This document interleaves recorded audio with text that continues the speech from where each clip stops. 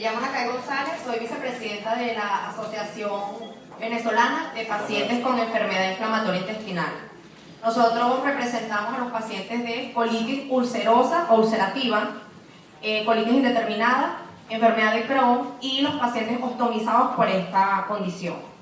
A nosotros en ningún programa aquí en el país nos incluye como una enfermedad crónica, quizá por la falta de conocimiento. Y esta es una enfermedad que nos cambia, nos limita totalmente la calidad de vida.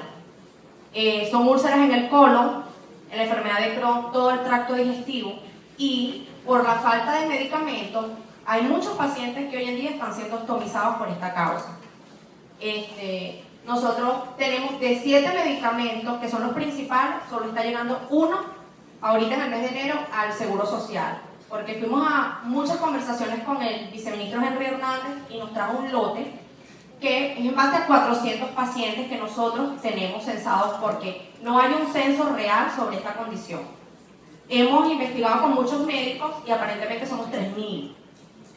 Hay un medicamento que es para terapia biológica que se llama infliximab. Ese medicamento sencillamente ya no está llegando al país y nos dijeron que no va a llegar porque es muy costoso. Tenemos pacientes con la enfermedad de Crohn que no responden a ningún otro tratamiento y hoy en día tienen múltiples fístulas y están pasando necesidad porque sencillamente no responden a más nada. Su única alternativa es perder el colon completo. Esta enfermedad nos impide a nosotros trabajar. En los trabajos despiden a muchas personas por esto, porque una persona con esta condición puede ir fácilmente de 10 a 20 veces al baño.